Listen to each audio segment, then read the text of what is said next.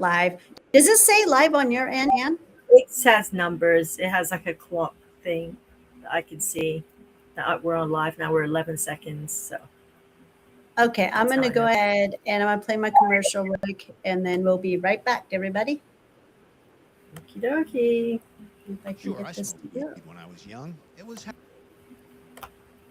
Oh, I screwed it up. Hold on. responsibilities and sure, I smoked There weed we when go. I was young. It was how we rebelled against the man, and it was fun. Then life changed. Family, responsibilities, and breaking the law didn't seem like such a good idea.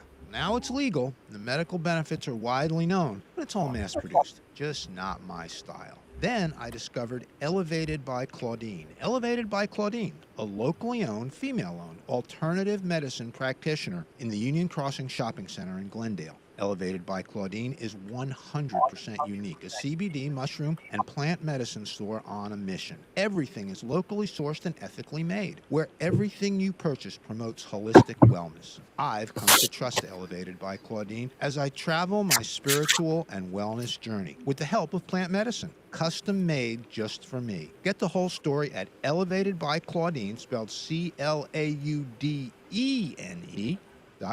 There may be health risks associated with consumption of these products. Please use these products responsibly. Must be 21 or older.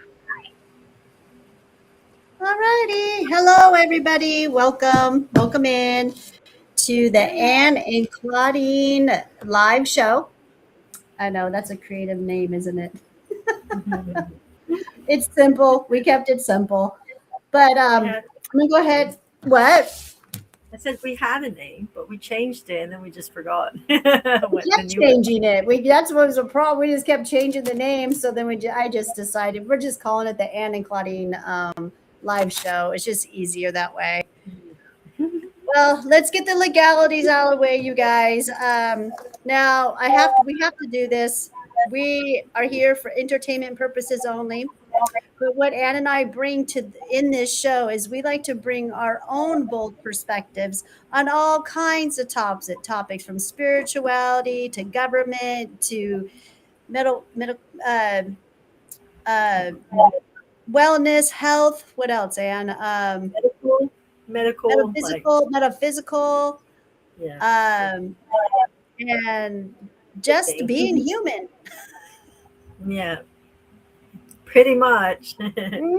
Yeah, we just bring our own, like I said, our bold perspectives and of our experiences. Anne and I have been on a journey together for going on 7 years now. Mhm. And I'm here in the United States. She's in Australia. So it's interesting to be able to have her perspective, who also comes from a cult. She was raised in a real cult, you guys. So her perspective is extremely fascinating. She never bores me. I never get bored hearing her take on everything because of the way that she was raised. And then just me, just being your basic American from California, the heart of the matrix, and helping each other as we have grown in and coming back to who we are. Yes. Yeah, we don't really. Our spirituality is much different than anybody else's. We're not your mainstream modern spiritual type people that are out there. We believe that our spirituality is taking care of our vessel, taking care of our aura, and Mm. being clean, clean from Mhm. everything, clean from parasites especially. So we talk a lot about parasites on here because we understand that it's really what it's all about when it comes to cleaning the vessel. I mean, there's much different layers, but getting to those layers is getting to those parasites. And for those who have been watching this show, I've put my parasites out there live on live shows, and it's real. Anne's had her fair share of parasites too, and biofilm come out. So much more, I would say, recently than ever. Really, it seems like you've given Mhm. birth a few times this year Yeah, alone. some scary stuff. freaks me out whenever I see it. It's like, what the hell? Because they're so alive. Like I've Uh-huh. had that experience where I went to go pick it up, and it's just like lying there, like looking a bit suspicious. And as soon as the stick touched it, it full just like came to life and went burp and swam like down into like it was trying to get away from me. I'm like, what is this? Like that is alive. I don't know what it Yes. is. It Just happens. sit They do come out alive. They do. It's kind of interesting when that happens. I was told by someone that we should throw hot water in the toilet, and then they really start to move around. really, I Yeah. believe that because they're alive. Even when they're in you, I can feel them alive. Oh, Like yeah. That's how I knew that I had parasites because it felt like a baby moving inside of me, and I'm like, this isn't just gas. This no, no, no. no. Because if And it's gas and it's because not coming out, how come I'm not cramping? yeah, no. And you can and when they want to come out, you can kind of feel it. It's not like you're going to like do a normal poop on the toilet. It's like a small birth going on. And it's Mhm. like just one thing that will come out and yeah, they're definitely in there. I'm even convinced I think it's just part of who we are to a degree. It's how the human body has been created to some degree and we're because like in my dreams I've like heard like I'm dreaming about parasites and I heard the word archaic and I'm like what is that archaic is it what and it's like they're so these parasites are so old and like have been around for so long that they're being passed down through generations and that's how like our personalities and we take on like our ancestral stuff and everything because it's all kind of tied in together and that's who we are the parasite like we all have our particular parasites that we're born with that we got from our mothers and our mothers got from their mothers so it's like yeah archaic so it is kind of who we are too I guess that's why we have to learn how to feed our bodies better and how to take care of them better and how to keep them clean because you don't want these things to be controlling your body like there's one thing I've noticed a lot of people have been saying to me is I can't stop eating. I just can't stop. I have to eat. And I don't understand why. And it's like, maybe you have a parasite. That could be a parasite in your body that's just making you super hungry all the time and telling you have to eat because the human body doesn't have to eat. You will survive. But yeah, it's made you become very conditioned and it needs to be fed all the time. It's just part of how the parasite works in your body. So, yeah, just something, things to think about. Or I have one friend whose little girl is super into eating raw meat. Like she's only like 4 years old. And he sent me a video and she's there like grabbing the raw meat and she looks it's almost like vampirish the way she's like eating it. And I just looked at it and I thought, I think maybe she has some kind of parasite in her, or she has some kind of um, something that she doesn't have enough of in her body, low iron or something. And like the human, even when it's young, it's kind of going to gravitate to what it needs to keep it alive. And like we're little aliens and we don't realize how much these things can affect us and control what we want to eat and what we're attracted to eating and putting in our bodies to help keep it alive and to help it be strong in our bodies. So, yeah, that's just something I think about parasites that we have in our bodies. Is yeah, some of them like they're very old in us, but we have to like start to understand how they work inside of us and how to keep them from going nuts in our bodies and taking over. Taking over our nervous system. That is what we really want to not happen is for them to get into our blood, which they do. Yep, they do. And yep, and then they take over the three major, nervous systems that we have: the endocannabinoid, the parasympathetic nervous system, and then your vagus nerve. So, yeah, once again, get into there, there's it's very very difficult to get rid of. Mm. Impossible, no, but difficult, yes, I believe. And it really does affect your health and it affects you as a person. Like it affects the way you eat, the way you do things, the way you even trigger at different things because it's in your nervous system, so your triggering is different, because it's being affected by these things. And what you eat is going to be affected because it's no longer what you need in your body to survive, it's what the parasite inside your body needs to survive. So it does really affect. I know this because it happened to me, like on such a full-on level so quickly. And I could just tell there's like, hey, there's something definitely wrong. And I could tell like what I was like putting in my body and taking in. It was definitely feeding whatever was, the parasite that was in my body, and it was making me sicker. So I had to cut away, then I had to detox it. And yeah, my health got better once I got rid of what, the little critter that was affecting my health in such a, terrible way. Yes, it does feel good once you get rid of them. And I just wanted to say hello to Debbie. Hi, Debbie. Thank you for messaging me. And then hello, Matt Sato. How are you? It's been a very, very long time. That's someone I grew up with.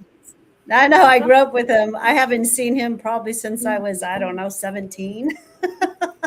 That's so cute. I know. It's been a long time. He lived across the street, down the street from me. Both grew up on Mallard Avenue. That definitely is a flashback from the past, for sure. That would But be. thank you, Matt, for joining us and coming on. That's very nice of you. With your busy schedule, I know you're very busy. And I was kind of wondering when you flush these parasites down the toilet once they go in there. Do you do anything to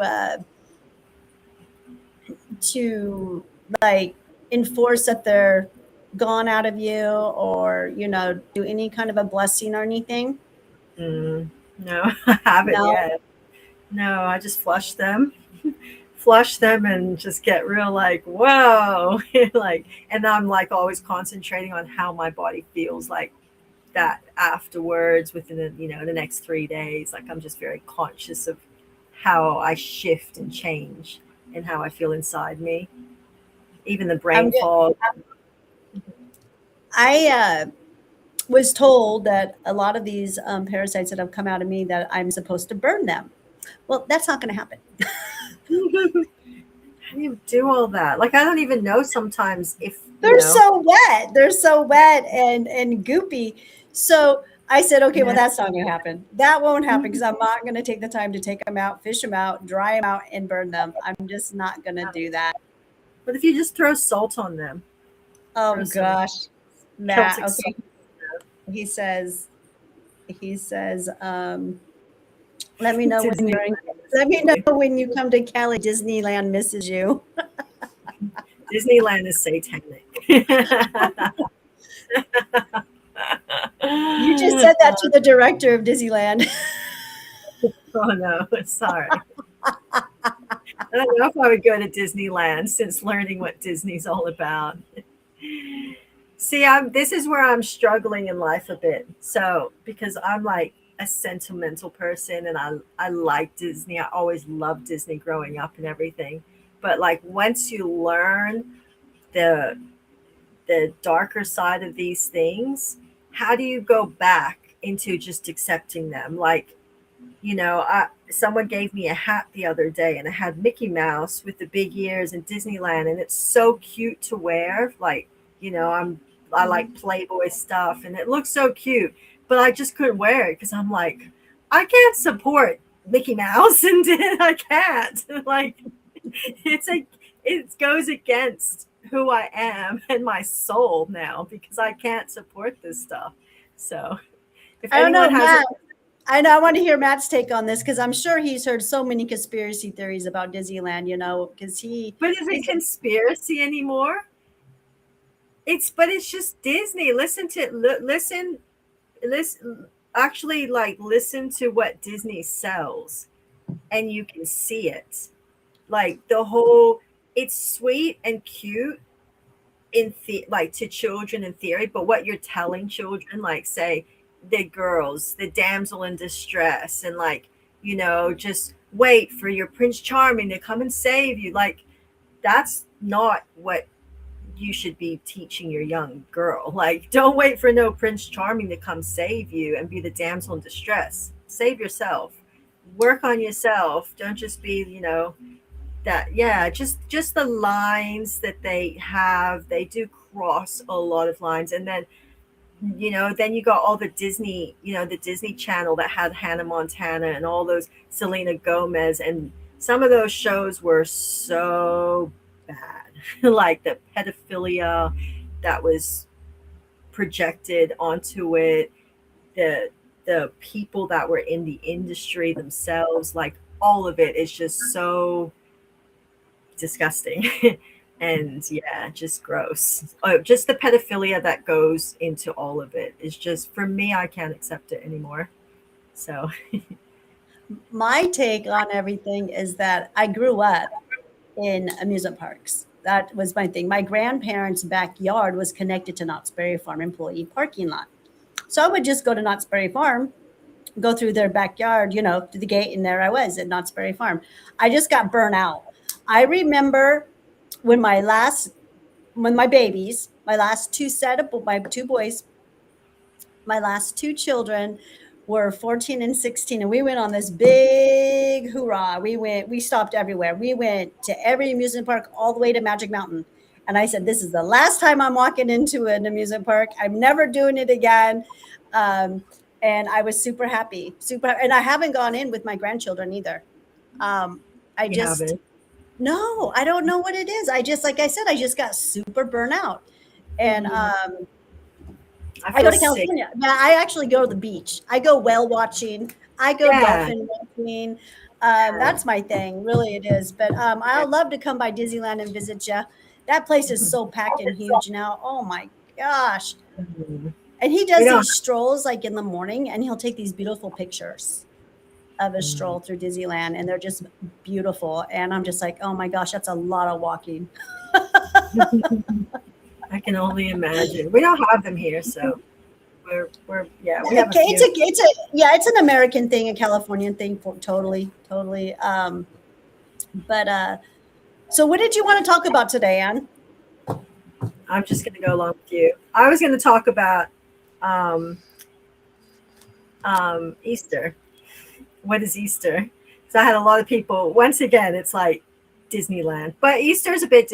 Disneyland is Disney, but Easter we are celebrating, or supposedly celebrating, Jesus Jesus's death and rising again, and we go around and we have rabbits and we have the eggs and we play Easter Bunny and we get all, involved in that kind of stuff. And yes, I used to do that too with my kids. And it's nice and it's sweet, but we do have to understand what we are putting our energy into. That's just, this is where I think some people have a problem with me because I'm just this person now where it's like, if it's not truth, like Christmas, Easter, if it's not truth, Oh, it's not she's cutting out. we are celebrating, I don't really get involved anymore.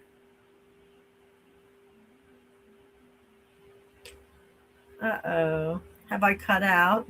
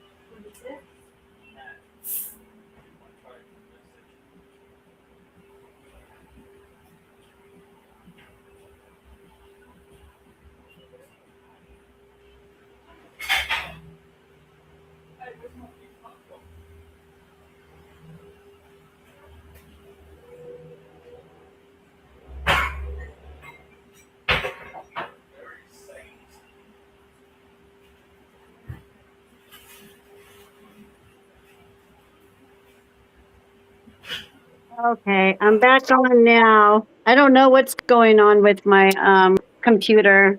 Uh, I don't know what's going on with my computer. I'm just going to have to go live from my phone, you guys, which is a bummer because I can't see anything. okay. I wasn't sure what was Yeah, happening. can you see me okay? Can you, because I can't check anything because my computer's frozen up and I'm using my phone. Well, I guess I could go on my work phone, but I don't think I have Facebook on my work phone. But you can I see me can't. okay? I can see you, but I can't see any Okay. comments or anything. I'm so sorry, everybody. I don't understand what's going on with it's the internet here. Mm. It was right when I was Uh, guitar. okay, all right, Matt. Thank you. I will keep in touch, hon. For sure, for sure. I do want to go back to California though, this summer. I go back home. You want to go back to California? I just want to go back and visit some friends that It's not that I far feel from you, that is it? kind of. I'm only 7 hours away from California. Yeah. Yeah, just go back and Yeah. see my dad's grave and stuff. Okay, I'm not going to do all that. All right. It wants me to sign in and stuff. I'm not going to do all that because then I have to go get for my sign-in code and stuff. So, anyways, okay, we'll just go from here, you guys. Where were we? What were we talking about? So we were talking about Easter. So Oh, what do you yeah. do? Do you celebrate Easter? Do you buy eggs for people? Do you do all that stuff? Do you say, Nope. I won't even say happy Easter to anyone anymore. I do. I won't even say happy Easter Nope. because what we are celebrating, I'm a very big believer in whatever I'm putting my energy into. I'm kind of like giving thanks or worship. I'm putting energy into that. So I'm creating energy from whatever that thing is. So for me, if I say Merry Christmas, I'm not as bad because Christmas, I can kind of, the joy of giving, all that kind of stuff. I see it more as like a giving time and with family. But for me, Easter is just too pagan. I can't say it. I can't get into the celebration. I can't have the chickens and the little bunnies.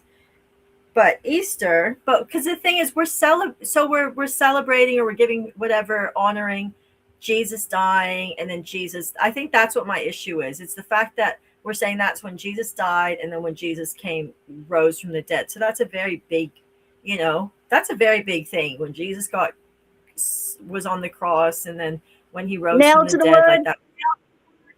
Hey, Nailed to the wood. He now, was yeah, nailed to like, the wood. yeah, it's a big deal. I guess it, like, when he was born, that's a beautiful thing, but dying, like, it's just so, yeah, it was such a big thing that he did, and to say that's what we're celebrating, but really it's like a cover up for what we're really celebrating. That, I think, is where my issue lies.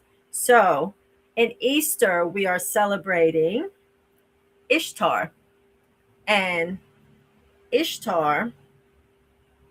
So, I have here. So Easter and Christmas, this is what Easter and Christmas was.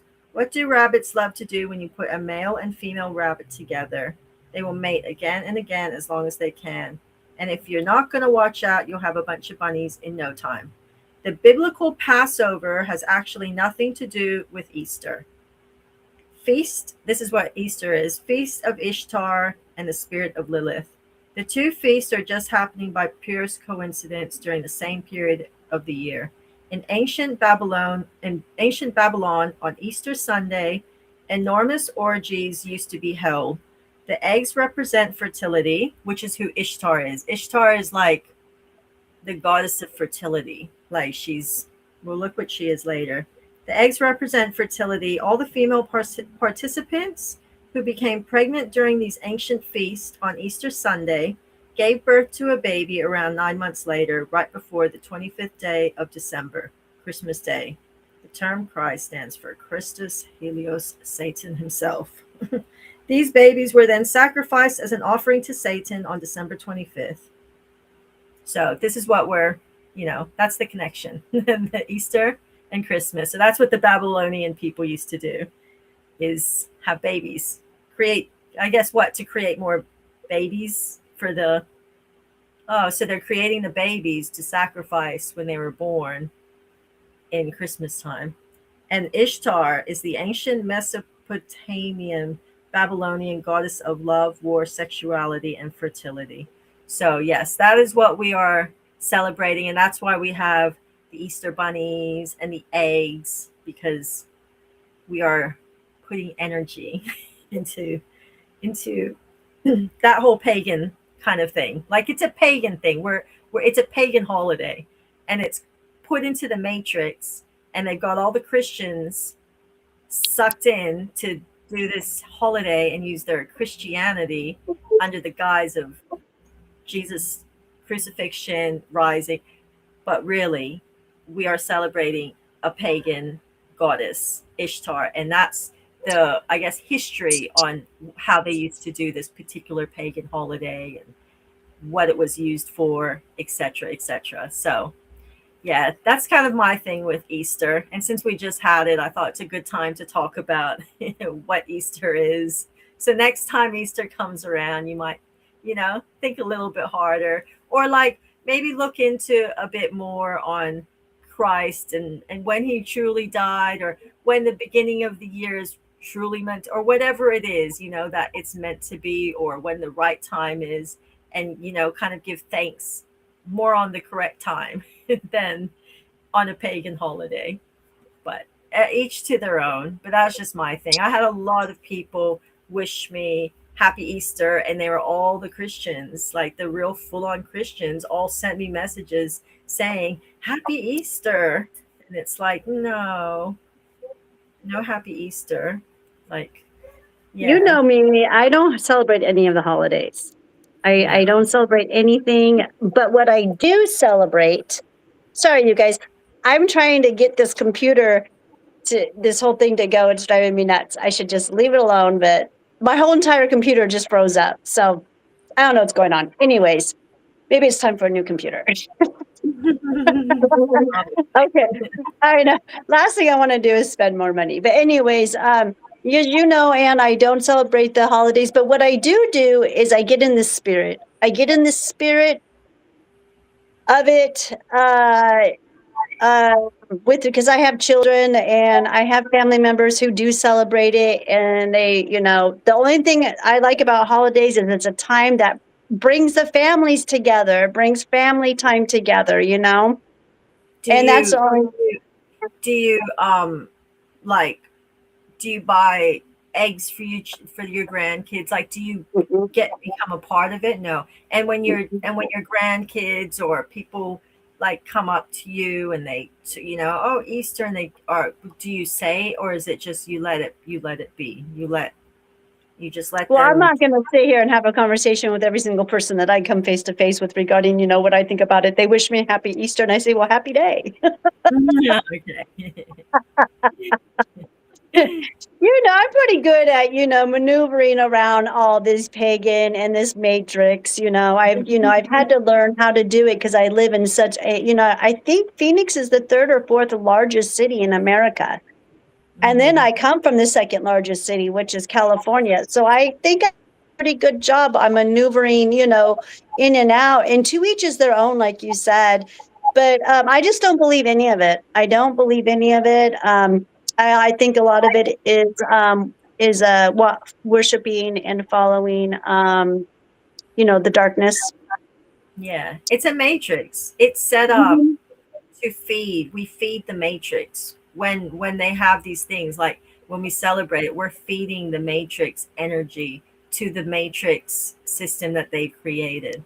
So that's why I will always go against it now, because it's like I'm not going and just following and being asleep in that sort of way where it's like, oh well, if they tell us this is what it is, I'm just going to do it. Like, I just can't do, I'm going to go against that grain if I know that it's like, yeah, a pagan thing. I've never liked, I don't know, whenever Easter is about to come, I always feel simulation. So Easter is a big simulation because so many, like the whole world is celebrating it. And whenever Easter is about to come, the simulation, I always feel very tired and I feel very heavy. So that tells me that it's not a good energy that I'm about to go into, and it's not a good simulation. When I feel that, for me, when I feel that in the simulation, for me, it means time to just ground and stay in my one spot and not be doing too much or traveling anywhere too much. And she's gone again.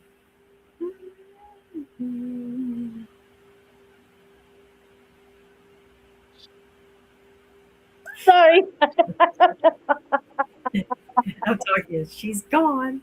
She's It makes disappeared. me great that the system is just not liking us tonight. I mean, we, we just have to stop. Talking about their that's what I mean. When you go against the simulation, you will start to feel the matrix and the simulation a lot stronger because you're going against it. You're not just going with it. So I don't know how to explain it, but I always feel and I notice when it's like working against me because I'm not working with it. So this is normal. It knows what, how I like to call it, because what I'm doing right now and what you're doing right now, and whenever if our companions come live, on live social media or whatever, which I call it feeding the live wire. Mm-hmm. So we're feeding that. That's like messages I literally got, when we first started doing our lives, was feed the live wire, your light. So yeah, and the live wire, it senses us. It knows what we're talking about. And like I said, the sensory is real. And I've been shadow banned since 2017. So I'm just used to it. I'm just used to it. So, but Me too. yeah, hopefully one day we'll be able to have a live and no interruptions. Yeah, I know. It's insane. I swear, like I send people messages and sometimes my messages don't even get through to them. Like it'll just keep coming up blank for them, but they can see I'm sending something. And it's always when I'm like talking about some crazy Prince William prophecy or something, and I'm trying to like tell them how it's gonna work and nothing gets through. And I just go, fuck it. I'm not gonna do it. Never mind. That's all I got. Once it's out, I can't, it's gone. Like the message is gone. So if it doesn't, I've got on my side, but yeah, if they don't get it, I can't do anything about it. Maybe you're not meant to hear it. Who knows? But yeah, but we always get on.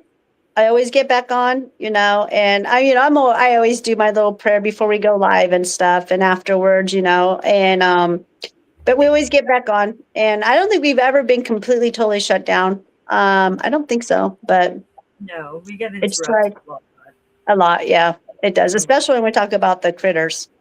Yeah. They are very real. They are who you are. They are inside you. They control us so much. Like I even reckon that a lot of them are connected to the moon, because I'm starting to be very suspicious of our moon, because this full moon. So when I first started getting really, really sick, and I obviously had like some really terrible parasites inside me. The full moons, whenever the full moon would come, my ringing in my ears would become so loud where I would feel like I'm just going to collapse on the floor and start like rocking back and forth because I'm like, please just stop, because it was so like excruciating. And then I started noticing it was whenever the full moon was on, and it was just so intense. But I have found like it made me actually have a really toxic relationship with the moon, because I kind of blame the moon for like, this is why I feel like this, like the ring. And I didn't think that it was controlling me. I just thought it makes me really sick for whatever reason. And I didn't like to look at the moon. I was very angry at the full moon. Like I just really didn't like the moon. And I don't like it. Yeah, no, there's something. This full moon made me very suspicious of the moon, because I'll tell you why. So once I started cleaning and detoxing, I found my ringing in my ears isn't as bad. My energy is not as heightened by the moon. Like it definitely hasn't had as much an effect on me. It still has a effect on me, but not to the extent it had. And that was once I started detoxing. But I did notice this last full moon. So I obviously still have parasites in me. Like we all, you might not, but I definitely do. Because I don't know how to detox quite to your standards, but I've definitely got rid of a few. But I did notice this full moon. So I was really good. And I noticed a lot of people were having like relationship, like bickering with their spouse or their partner. And it was just like a kind of tense thing. And I woke up like, a couple nights after full moon, and I saw like it was such a random post, but it was like the Daily Mail in Australia, and it was saying that this full moon was gonna like make people's relationships very like tense and argumentative, and I'm thinking, yeah, no, I've seen like quite a few people, pretty much everyone around me, and I'm thinking, oh, like lucky me, I just don't get affected like that much anymore. And I was really happy with myself that day. But I think I spoke too soon, because the next day it was like the 4th. So it was like 3 or 4 days after the full moon. But I'm out at the shops with my partner, and he's just being really like mean and snappy the way he's speaking to me. And usually I have a good amount of patience, but it was a bit too much this time. And I just snapped.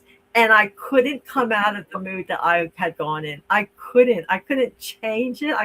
I was so like upset. And I'm like, my brain is saying to me, well, it did say in that that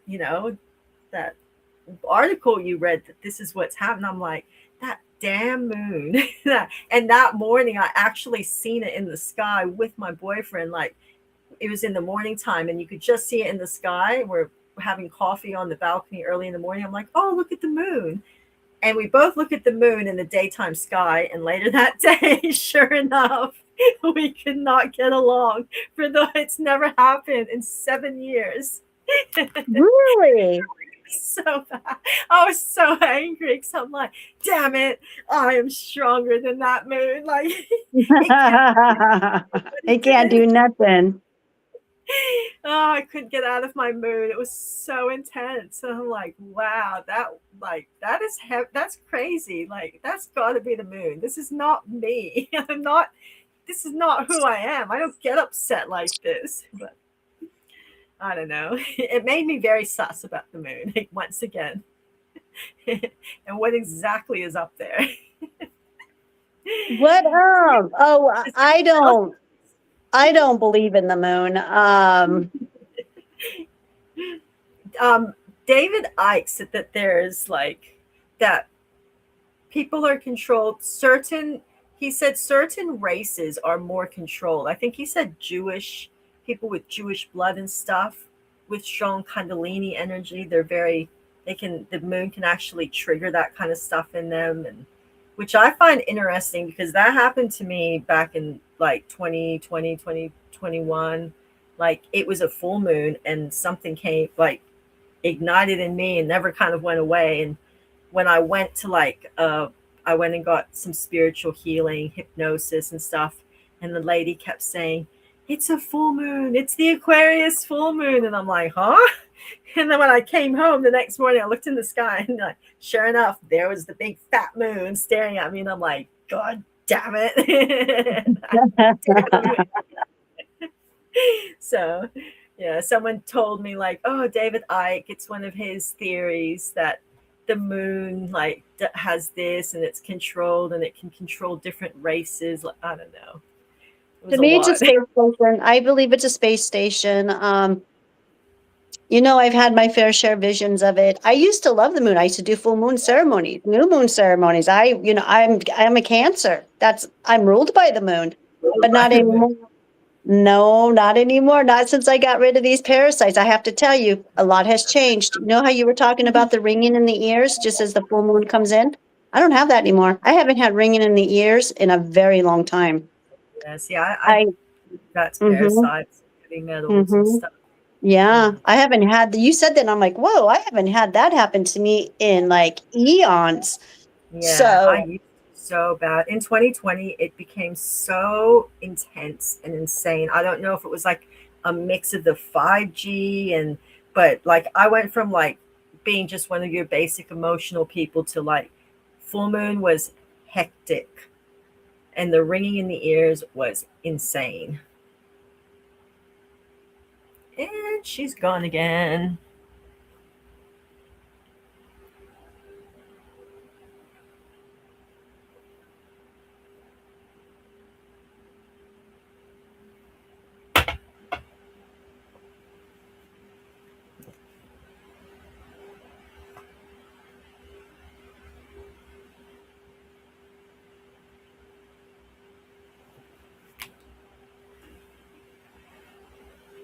Sorry. Okay. So anyways, oh my gosh. Okay. Yeah, no, I haven't had the ringing in the ear. Another thing that I've noticed is it doesn't affect me like it used to. Well, it used to. Like it would keep me up all night. I wouldn't be able to sleep. Yeah, I no. I'd be a complete mess. And this is really cool though. This past, full moon that we had, isn't this like the pink moon? Yeah, the pink moon. Mm-hmm. Check this out. So you know what happened 6 years ago, or was it 5 years ago during the pink moon? It was 5 or 6 years ago. That's when I cut off my stalker friend. Mm-hmm. Yes. So we just like had our anniversary, and this is I think this is a really cool thing because didn't even phase me until I didn't even think about the full moon till you messaged me. How'd you do during the full moon? I'm like, when was that? And I looked at the calendar of it and I'm like, I slept right through it. So you didn't have any relationship problems or anything? No bickering? Mm-hmm. That's good. No moodiness. No, I just slept right through. I didn't even realize it was even the full moon. See, I try not to pay attention to any of that. I really don't. I try not to. Except for last month. Last month was different. Last month was pretty damn intense, I have to say. I felt that one, but we had all those portals going on. We had so much going on last month. I think it was just a mixture of all those energies, and I felt pulled in so many different directions. I couldn't focus. I had no focus energy, no matter what I did. I even think I didn't feel good either. That was the one before. That we had an eclipse moon, the last one. That's what it was. Yeah, the eclipse. Yeah, but this one I was fine. Went right through it, which I'm very surprised because this is the anniversary date of Yahoo Nutso, my Nutso friend, who usually around this time of year gets all crazy on me again, and I haven't heard. I think I've blocked all that energy completely. I'm hoping I did. But yeah, no, I went right through it without even thinking about it until you mentioned it to me today. And I was like, oh, pretty good. Bravo, buddy. Bravo. Good job. I thought. I didn't think it was very strong, but for some reason it just really hit me like a few days after. Kind of all went boom. The remnants of and we had the equinox too with last month too with that full moon and the eclipse. Yep. We had a lot going. The equinox, the solstice, all that energy hits me like a ton of bricks. So that I am very careful with. And the remnants of the full moon is a week before and a week after, I believe. Yes, and I think so too. Mm-hmm. And the remnants of the equinox, I feel we're still feeling. I think equinox and solstice, we have a remnants 3 weeks before and 3 weeks after. 3 weeks before. I think that's my take on it. I feel like there's so many things constantly happening. We're kind of never recovering from one or the other. We're going from one to another. So, yeah, I feel like always it's a lot. Something. I know. I mean, that deep state must be awfully busy doing their rituals. There's always something.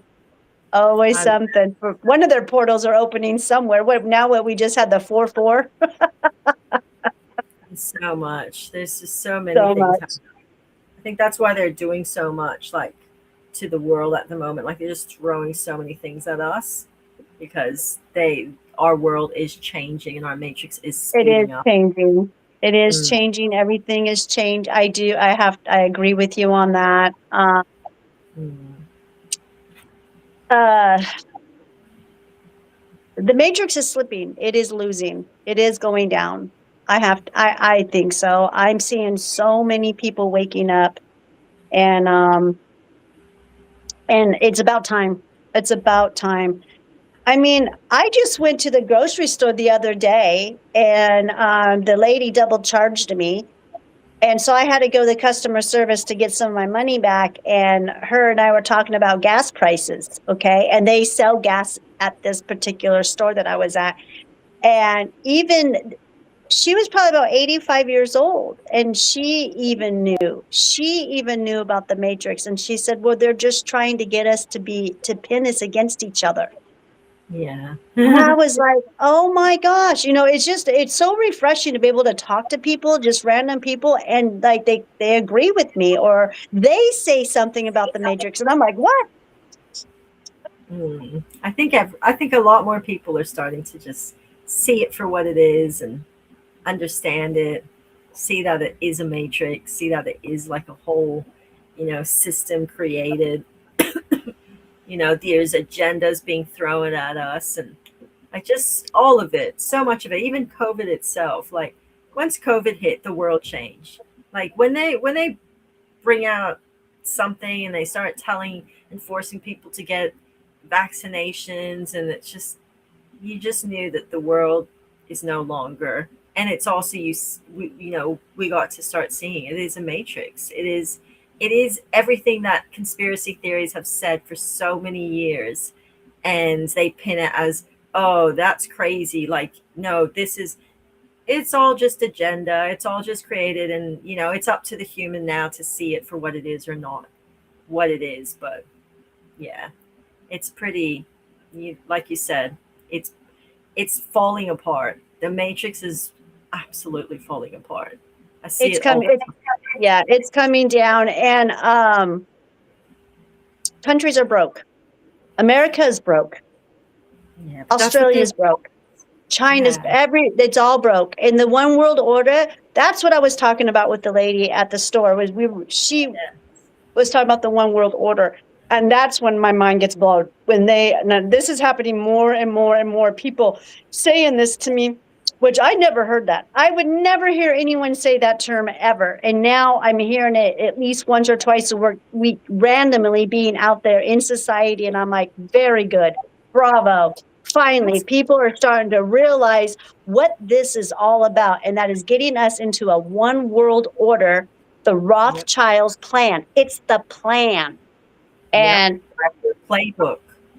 that's a playbook, exactly. And as much as I have studied that, you guys, for a very long time, I've been studying the one world order, and that is the plan. And it's not working. It's not working. They are so many years behind. I'm going to say maybe 5 years behind, but mostly they're 10 years behind on this plan. So that's why they're panicking.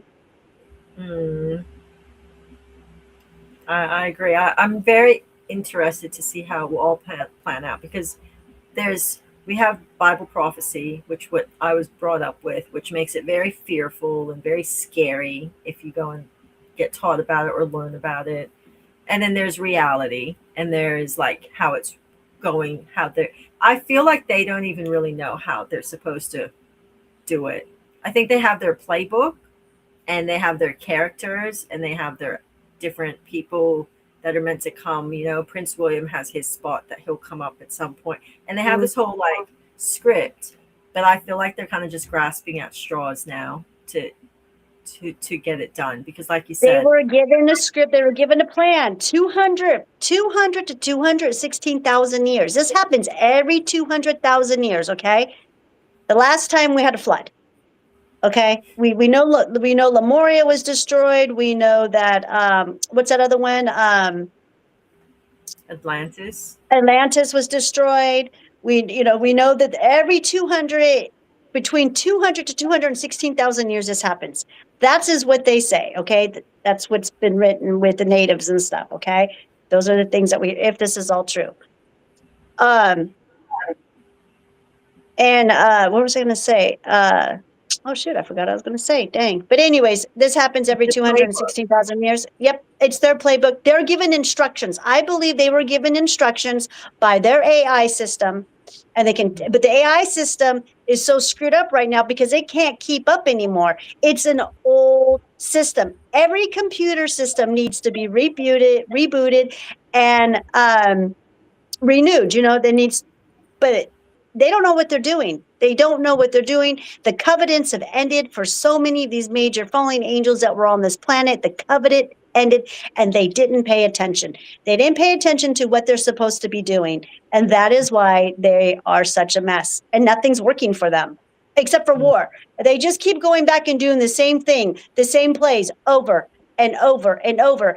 And I say it's because they don't know how to create new debt. They have no clue how to create new debt because they don't know how to create anything new, just destruction. And the same thing they've been doing over and over. But war, this last World War is part of their contract. The Guardians were given instructions to create 3 world wars. So we've had 2, and now we're in the last one. We've had more than 2 world wars. We've had many world wars. As far as like history is concerned. So they're trying to turn this into the World War III, and this is all part of their contract. So, yeah. You want to hear something fascinating? My 8-year-old grandson, who I stayed the night with last week, we had a very interesting conversation. Okay. He told me, we were talking about, he was talking about it. He was telling me about it. He told me the last war will be fought with sticks and stones. And then I said, really? I looked at him, I go, you mean like the last war, like World War III? He goes, Grandma, he goes, there's been many world wars. Many.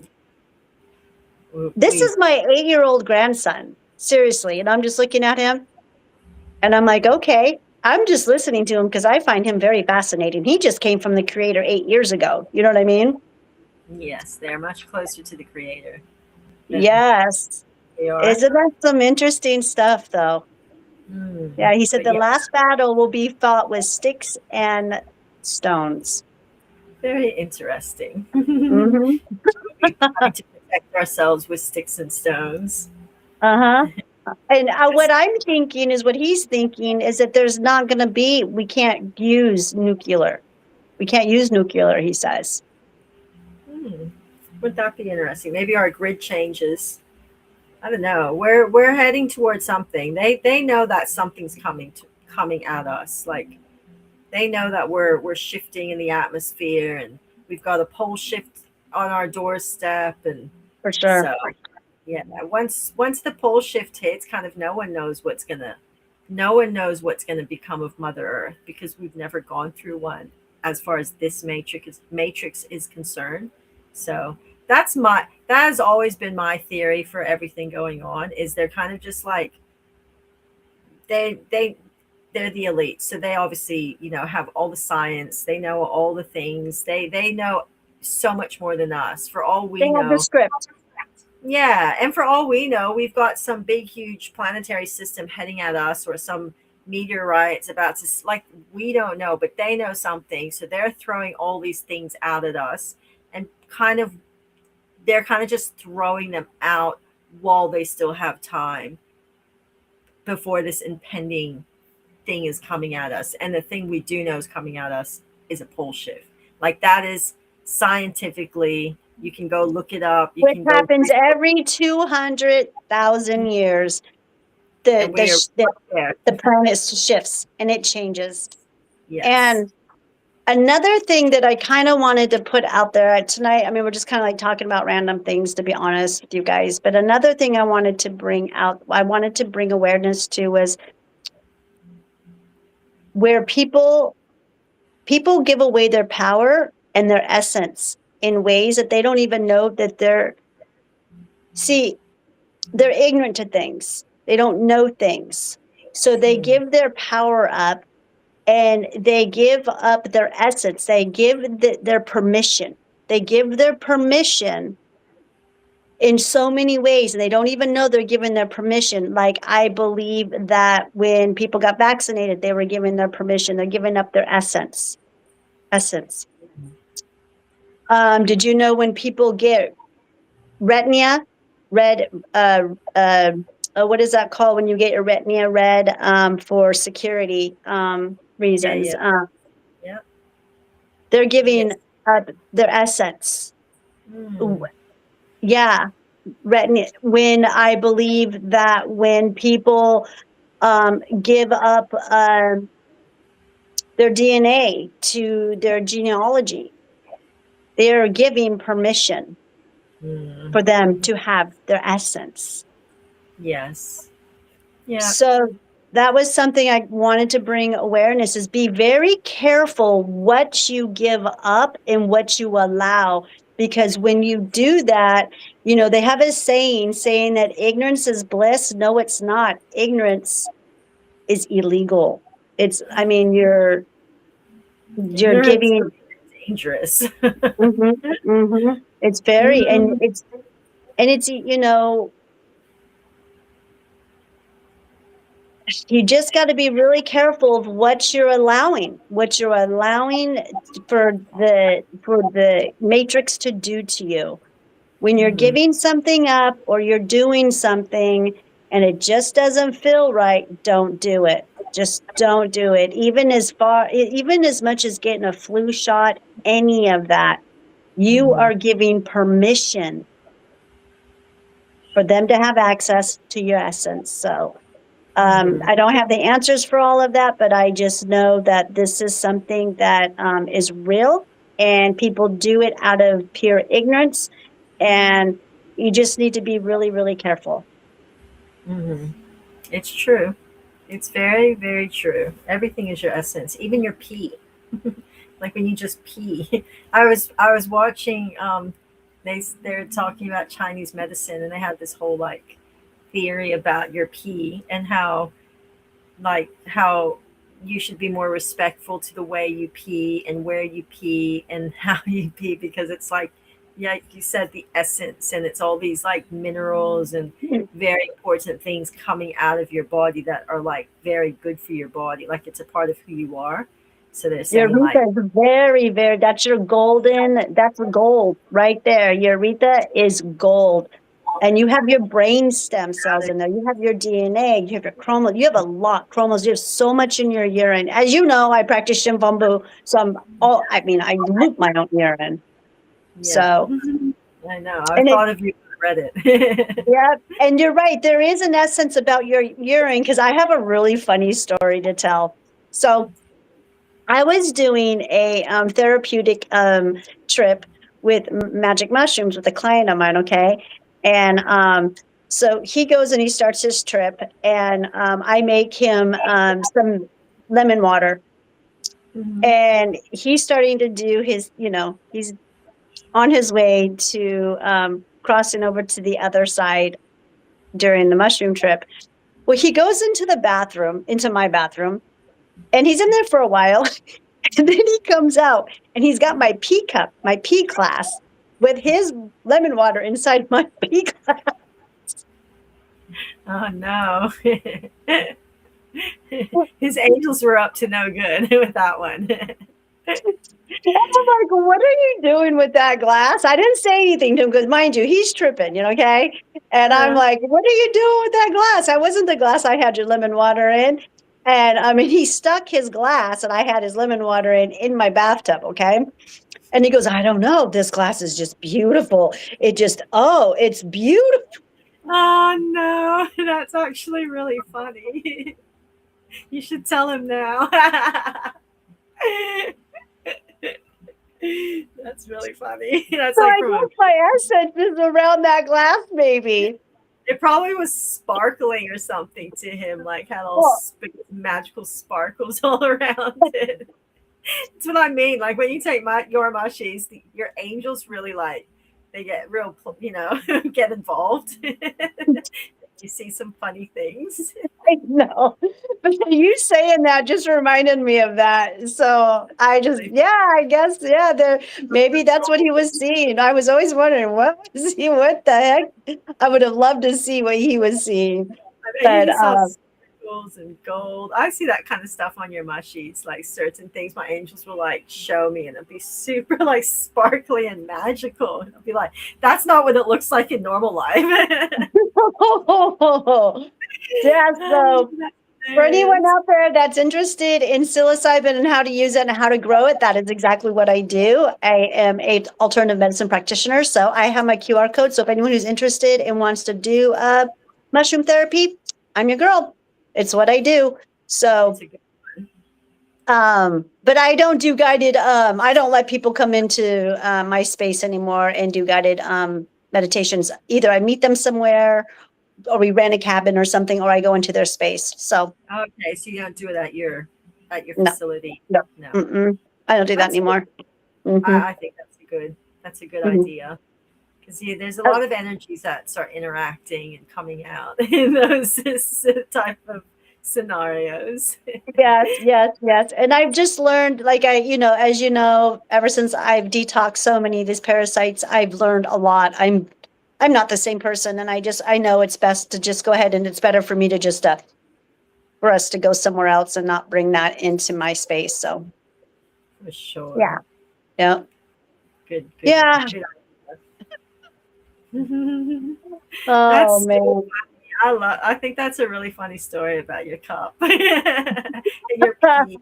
I know, it's hilarious. It Funny, was but that's what they believe, that like it's part of your essence and it's coming out. I guess it's a bit like sperm for men. Like I get it's their it's part of, it's your DNA in it and everything. So, in Kundalini teachings, they have a teaching of semen retention for men. So that is when you don't ejaculate, and you keep, the whole theory behind it is you keep that essence inside your body, and it's supposed to like help you spiritually. It's supposed to, I Mhm, guess that's why they have celibacy, but it's an actual practice for men in mhm, Kundalini for them to mhm, have attention. So it's kind of the same thing, I guess, with your pee, but you have to pee.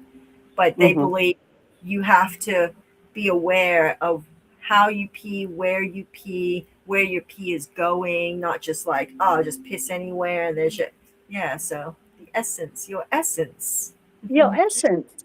your I essence. believe that the semen retention was our first type of birth control too. Probably pulling out or semen retention, one or Mm-hmm, the mm-hmm, mm-hmm. I remember hearing someone, I was watching, I don't remember, it was a really long time ago, and they were in the person was, it was a Chandler. I was listening to something, and they're like, humans know how to control population. They've done it for eons and da da da. And the first thing that came to mind was, oh, semen retention. other. Yes, well, I don't think many men like to practice semen retention unless they're very like into their spiritual side. But I've brought it up to a few, even spiritual men, and they're like, "Oh no, that's not right. You're supposed to like," but it's like, no, this is an actual practice, and it actually, like they say, it really does help you in your, kind of spiritual, side and stuff, and even like your energy levels and stuff. It's supposed to like help you, yeah, because you're holding in that kind of, testosterone. You apparent So when you're always ejaculating, that's why you become tired for males. That's why you become tired afterwards, because you're giving your essence and getting rid of it. So when a female is the one receiving, you're actually, um like, you're theirs, because you're giving your energy and that side of a man to that female, and that's, they're holding on to that essence in you. You get tired after giving them your power. Like, it gives a woman energy, but so you got to be careful where you're ejaculating, how much you're ejaculating, because every time you do it, apparently, according to Chinese medicine, they say a man has an exact, only certain amount of ejaculations in their lifetime. And I think that's why, like, um, young boys who get porn addictions and stuff from a very young age, as they get older, they will complain of not being able to ejaculate anymore. And it's an issue. And that's, Chinese medicine believes and teaches that you only have a certain amount of ejaculations as a male in your lifetime. So, yeah, so be aware of That that. makes And sense. I like that. I like that theory. And then it makes sense. yeah, it does. And think And the woman, about it Yeah. to you're Uh-huh. giving it over to them because Oh, yeah. and what about this? It's another way of cloning. It's a form of cloning too. When you're having sex with somebody, I mean, if a baby is born, they're saying that's like kind of the first form of cloning. Why? Because you're having a baby. Yeah, Oh, because having you're sex. Yep, yeah, yep, yeah, yep. It's a creating it. form of yeah, and then you clone yourself through a child. So that's the yeah. I was reading that somewhere, and I was reading about cloning. Cloning is just. Mm. I've been down that rabbit hole for a couple years now, and I had read that, and I'm like, oh, but they were saying that is the first type of cloning, and I'm like, oh, okay, that makes sense. Yeah, well, I think the whole story of Adam was kind of that's what the story is, according to like Sanskrit writings. Like, what's his name? Billy Carson. He teaches that Mm-hmm. one. The first forming, they had, I don't know, ISIS or something, and they're trying to get the soul into the baby, and like, but it was like the first cloning that happened, and that's who Adam was. That's what they created, was this human, but they were able to put the soul into the human. But yeah, it was essentially a cloning Yeah, experience, and humans are like that's what we are, one big experiment. But it makes sense. It makes yeah. I thought that I mean, it's more of a natural type of cloning. I'm hoping. I mean, it should be so, But if you but think about it, like some people get this like full urge, like they have to have a child, and they have to see like a smaller version of themselves and be able to put into whatever they have into that. So it's like cloning, because you want to create a version of yourself, but then you want to create that version to what you think would have been the best for you, or whatever idea you have, and that's what you put into that little creature that you created, that is your little mini me. Yeah, so it is cloning, mhm. because that's what cloning is. Yeah, So, it is. It's if they said that. Well, what I was reading was that was a first form of cloning, and then what you talking about that about someone having a little mini me of themselves. A lot of well, I see this a lot in high school when kids are in high school. The parents live their life through their children who oh, didn't get. absolutely. You know what I mean? They didn't get where they wanted in life. So yeah, and Yeah, I see this a lot, yeah, especially in sports. yeah. No, I absolutely agree with that. I'm trying to be careful not to do that with my daughter, because I always wanted to study and like have a career and have my life built, but I was born in a cult and my parents didn't have the money, so I had to work from such a young age. But I see with my daughter, like when she wants to go back and study and stuff, I'm so like eager. Yes, do it, build a career, and I'm so pushy with her. And I'm like, I have to be aware not to like project that kind of like what I wanted from, or what I thought was going to be good for me, like put that onto Yeah, her. Let her do what she wants to do, because we're so impressionable when we're young. We're yeah, so easily swayed. We haven't created our own full minds what we want. So children and teenagers and young adults, they're so easily influenced by what we say, and what, especially when we're their parents. So yeah, for sure, we have to be aware of not projecting what we thought was best for us onto our child, but let them figure it out. Let them flourish for themselves, because they're going to be a happier adult in the long run. If you put your ideas into them, they might turn around one day and be like, hey, wait, that's not what I wanted to do. So yeah, yep, exactly. Yep, and one of my children said that to me one time too. One of my first ones, and they told me that, like, Mom, this is my life. You exactly. did yours, and now let me do mine. I was just like, you know what? You're right. You're totally right. Yeah, yeah. You've got to learn from your own mistakes. And that was a hard lesson for me to learn. Because as you know, it's very hard to watch your children stumble and fall. But then it's It's amazing to watch them pick up and grow from it. You know what I yeah. mean?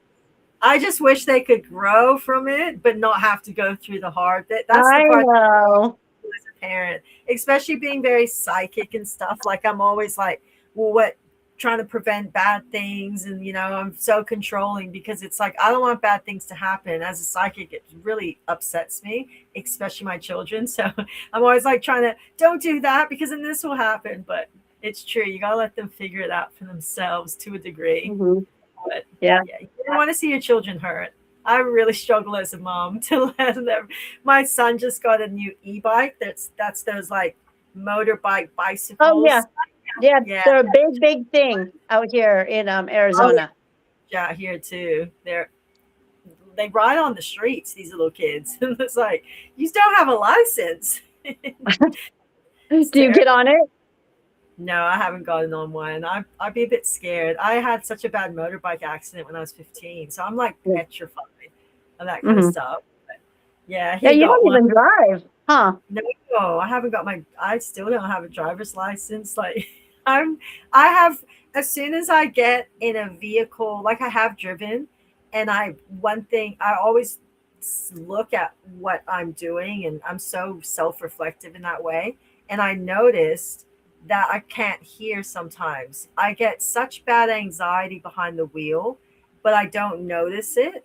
But it makes me not be able to hear because my head goes into like some kind of weird bubble and I become super disoriented. Like one time I was like, got told to put my foot on the brake, and instead of the brake, put my foot on the accelerator. But I don't even, like when I do it, I don't even realize I'm doing it. And it's kind of like till it's too late. So I'm a little bit, I think it comes from the accident. Like I have so much trauma from what happened, but I don't think it's like a trauma that is in my brain where I think about, oh, I'm scared. I think my body becomes. It's in your fascia. Hey? It's in your fascia. Yeah, it's in my Oh, for sure, it's in my fascia. It's still, my leg still doesn't move properly in the fascia from it. So, yeah, it's definitely a body thing. Like the trauma lies inside here. So when I get behind the wheel, I don't know, I become very disoriented. Like even direction. I feel like I would just start pulling out into track, like, whoa, what, huh? Oh, shit.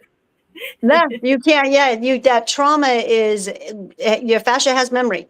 So even though in your mind you're like, okay, I got over this trauma, but as soon as your body sees that car or sees you behind that wheel, it remembers. Yes, exactly. It remembers, and it's got a mind of its own. It's not my mind. I just know it. I can tell. It's like, no, that's not my mind. That's whatever is the anxiety, whatever it is. And it's so not fair to everyone else to be, when I know that I'm quite unsafe. I'm like, I don't want to hurt anybody else because I'm like not so very confident. So yeah. Yeah, well, you've gotten by without having to drive all these years, and I'm really happy at the moment because everyone's struggling with their money because petrol's gone up so much, and I haven't really felt much of anything because I don't drive. I take public transport. Like I'm very blessed that I live in such a built up area in that regard, so there's lots of public transport. But my money has kind of so far not been rocked too much, and that's a horrible thing that's going on, and that it's and I believe it's mainly Australia and America that's getting hit really hard with this petrol thing. And Australia is so bad. We were at diesel was $4 yesterday in some places. It was $3.80 for diesel. And that's why I sent you that link about that thing that I read, which I thought was fascinating. I just thought it was I'm like, ooh, I'm going to send this over to Anne because that is really fascinating. I don't know if you know anyone who can use it, but I had to send it to you because I was just like, wow, this is interesting. Well, we're here. We are at for diesel. I believe I saw diesel gas, which we've got like regular gas and diesel gas. Yeah. And I Diesel's think more expensive here. Yeah, same. I believe that we are at like $6.50 on diesel.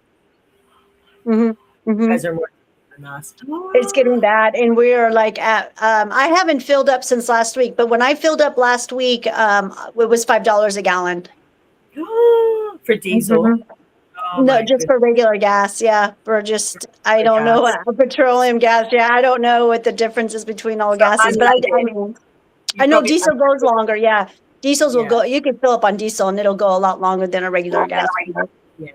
Yeah. So Mhm. you'd be like unleaded gas, I would imagine. Yeah, I'm ready. Yeah, super premium. I have to use super premium in my car.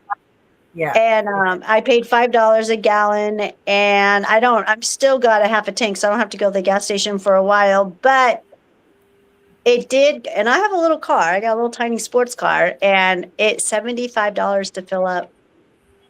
That's still not too bad. Thank goodness. My boss, like, we're not as expensive as you, but her bill's gone from like $80 to like $180. Like, it's doubled. So to fill up. So Yeah, at least it's small car, like, yeah. yeah. I'm glad I got it because I still have my Jeep. I Imagine if couldn't. you had your Jeep. No, I Oh, do have my Jeep. I still have my Jeep. imagine if you had to drive that around. That'd be I know if expensive. I started driving, oh, that'd probably be like 125 to fill up. No, my goodness. Yeah, well, Yeah. I haven't been. This war so far, knock wood, hasn't affected me too much yet.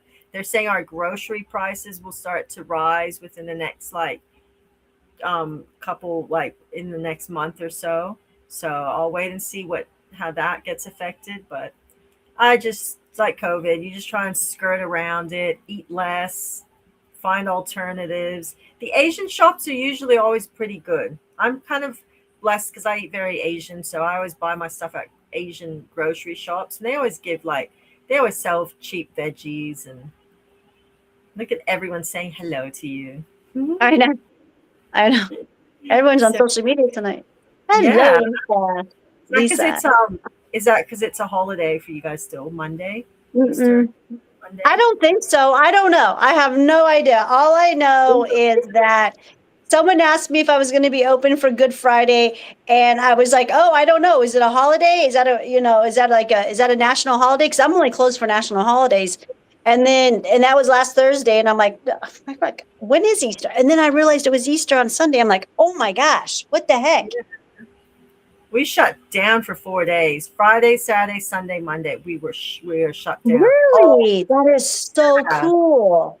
Everything shut down. Like Friday, everything is shut down. All the shopping centers, even the alcohol, BWS, because it's supposedly a religious holiday because Christ. So yeah, it's worse than Christmas because Christmas things will still stay open, but Easter, it's very like it's maybe Australia is like very religious in that way. But people don't eat meat on Good Friday. They eat Yeah. chicken, fish, Lent. Yeah, Lent. They have Lent. Yeah. Mm. Yeah, 4 that's days. all. You God, I'm terrible. I just don't pay attention to Easter at all. So bad. But I would love it if my town would shut down for 4 days. That'd be fantastic. Oh my goodness, we must celebrate it a lot more than you guys do. Yes, indeed you do. Indeed you do. I mean, maybe, yeah, no, we don't shut down for nothing. For nothing. The only time I've ever seen this country shut down or my state shut down is when COVID happened. But other than that, it don't ever shut down. It never stops. Even the traffic was crazy yesterday when I was out and about. I was like, dang, isn't it supposed to be a holiday? What the heck? Yeah, that's nuts. I would. No, I went Geez, to the gym. I went to the gym yesterday morning and it was packed. yeah, What the heck? yeah, crazy. Maybe because you guys aren't like a very Christian country anymore. Like they've taken all that Jesus and Christmas. It's Oh, yeah. Xmas. Maybe they don't really like want to pay much attention to it. Yeah. Easter.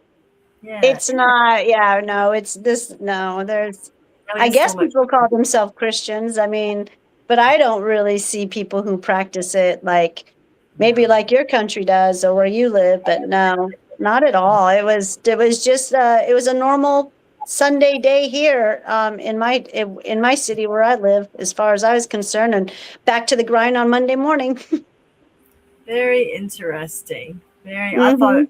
what country you guys would be like us, but no. Australia's Easter's a big one. Like everyone gets 4 solid days off, and people all go home to their family. Like it's been a ghost town around here because everyone's a blow-in, so everyone went home to their families. I really enjoyed it, to be honest. But yeah, like shops, everything shut. There's a few restaurants open here and there, and they will surcharge 15% because it's a public holiday. But yeah, we had so many people call up. Oh, are you guys open tonight for dinner? But we never shut. We only shut Christmas Day. because we're Thai, so we don't care. We don't care about Jesus. They're Buddhists. There was a few restaurants that were closed yesterday. I did notice that, but all the commercial ones were open. All the stores were open. Everything was, you know, like I said, Surcharge or anything? was business as usual. Huh? Did you notice any surcharge anywhere? Public holiday surcharge? I don't think so. It wasn't really, like I said, I went to the gym and then I went to go visit my godsons. And then I did meet up with my grandchildren and my oldest son and my daughter-in-law and my husband and I, we all went for a little bit of a lunch to a commercial place, but it was really busy there. I felt sorry for the server, but yeah, no, to me, it was just, I'm telling you, it was just another day. It was packed everywhere. I mean, it didn't feel like Easter to me whatsoever, or a holiday at all. Easter never does. That's why I just kind of close my eyes and get through it, because it's not really a holiday here. It really isn't. I mean, yeah, you got your families buying, you know, Easter clothes and doing their Easter egg hunt, but that's the extent of everything. Interesting. I know, pretty sad, huh? Yeah. Yeah. I just find that so amazing about America. They don't really celebrate Easter, but Thanksgiving is a big one for you guys. Christmas is big. Halloween is big. Yeah, but not Easter. Yeah, that makes sense. It's a very satanic Hello, country. America, for you. Yeah, definitely not Christian. Definitely not big on celebrating Jesus. But it's kind of good. It's probably good. Since it's very pagan. What do you mean? It's not, it's kind of good when it's all their saviors. It makes no sense. It makes no sense to me at all, but yet he's their savior. Okay. Okay. I don't know what's going on in America at the moment. You got Trump, you know, with all the Christian votes, and like, I don't know what Christianity is like over there. I see some of the big pastors and stuff that you have in America, and they're like, they look like demonic. Like, how do people think that is like God's spokesperson? Like, wow, that is some crazy looking energy coming out of that person. They're like some famous preacher over in America. They're, yeah, it is with all their Botox. Yeah, or just they look full downright satanic. Like, there's one that you guys have, it's like he got blue eyes, and it's like some man, and he, like, even the stuff he preaches in his church is like super horrible. And yeah, he looks very demonic, and he's some big preacher over in America. So Yeah, I don't know. Last time I went to church, I went to a Christmas thing, is really cool Christmas play, and at the end of it, and it was really nice. It was a really neat play, I have to say. I really enjoyed it. And at the end, the preacher goes up there, and he goes up there with his wife, and then they start bragging about their brand new Porsche. And I was like, get me out of here. I can't do this Christian stuff. I got to get out. And I just was, yeah. It's just, it like I said, their face is just full of Botox. And I'm like, and you're representing God? I'm like, oh no, shut the front door, get out of here. Really? That is crazy. That is so crazy. What has become of Christianity? Like, what are we? What are we, these as people who claim Christ and claim that we worship Christ in the Bible? What have we become as a religion? This is why Muslim and Islam is probably taking over us, because this is what Christianity's become. It's just such a fake religion. But for me, I find it just such a fake religion. It's something there. It is very sad. And I preach the religion of love. I preach the religion of mother, but which is love. But yeah, that's where I really like. That's where I know people call it pagan and witchy and stuff, but I feel like as a human being, we are in mother's suit. Our avatar is from mother, so we got to give her thanks. We got to respect her by respecting our avatar, which is our human body, and taking the best care of it that we possibly can, because, you know, that's respecting our creator. By respecting yourself, you're respecting your creator. So, Exactly. Yep. I agree. I agree. Well, we've been on, we went a little bit over because we had so many mishaps. And thanks for joining us, you guys, tonight. This was just kind of we went kind of blind on this. I wasn't too prepared. Well, I did write a script up, and but I will need a full hour to talk about it. And with all of the interruptions we were having, it just didn't seem to go that way. So hopefully, and what is 2 weeks? What is 2 weeks from now? Get my calendar. We come on live every 2 weeks, you guys. We might have to go live next week, and because I go on family vacation here. okay. Let me see. Where's my calendar, you guys? I got a clock. I've got settings. I got map. Where is it? Oh, there's my calendar. So what, we're in April. So oh no, I'll be able to do our live in 2 weeks because I don't leave until the 23rd. So we're good. We're good. Okay. Yeah. So what I would like to talk about, hopefully we can get to it, and that'd be great because I'd be able to write a lot more. I scribbled so many notes, but it's something that I have gone down the rabbit hole. Actually, what I've been practicing, it has to do with meditation. And what I want to talk about is telomeres. Have you ever heard of telomeres, Anne? Nope. What is it? So telomeres are the protective caps on your chromosomes that determine how fast you age.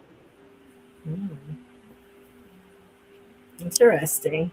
And the way to slow these down, and it's scientifically proven, and I wrote all my notes from all the different studies that have come out since 2011. And I have them all written down, and the statistics that came out of them, and how meditating, a certain type of meditation, not mindful meditation, but a type of meditation that literally slows it down by 75%, slows down your telomeres. I'm very interested to learn this one. Yes. So it is a practice that I've been practicing for a while now, and it takes a while to learn how to do this type of meditation because it has to do with holding your breath, releasing your breath, making a noise, and then sitting still for a few seconds. But anyways, so hopefully is it the 20th? Yeah, it's the 20th. We'll be back the 20th and the 21st. Yeah. The 21st for Anne, you guys. She is a day ahead of us. She's in Australia. So when we come back to our live on the 20th, I want to talk about telomeres. And like I said, those are the protective caps on your chromosome that determines how fast you age. So hopefully you guys will be interested, and you will come on the show and watch us on the 20th of next month. And we'll talk for about an hour. And what it's going to be called is the telomere aging and the power of consciousness. I'm very interested to hear this one. I love anything to do with aging and slowing down the process. I just turned 45, so I'm all about slowing down the process. And this is a super simple, easy practice you can add in the morning. The best time to do it is in the morning. And it only takes, in the beginning, you only do it for 12 minutes. And you work your way up to 20 minutes. Very nice. So it doesn't take that much time. And you might be able to do it while you're walking, too. Very nice. Yeah, interesting. Yeah, I love anything to do with keeping yourself younger, and I love all that kind of stuff. It's my thing in life is to work, like I work against the matrix. I like to work against what they say we're supposed to look like at certain ages and what we can look like at certain ages. Well, this has to do with what the darkness did. The darkness played with our telomeres and the things that they put on us. Pharmaceuticals, stress, everything how it is designed was designed to cut down our telomeres. And that is why we don't make it to the age of 900 like our ancestors did. And it has to do with telomeres. So yes, hopefully, yes, it will be a very exciting and fun topic to talk about. And I know you love to learn. So yes. Okay. Well, thanks for joining us, you guys. Everyone have a merry, happy everything. And we will see you guys on April 20th and the 21st. Peace. Bye. Bye. Bye bye.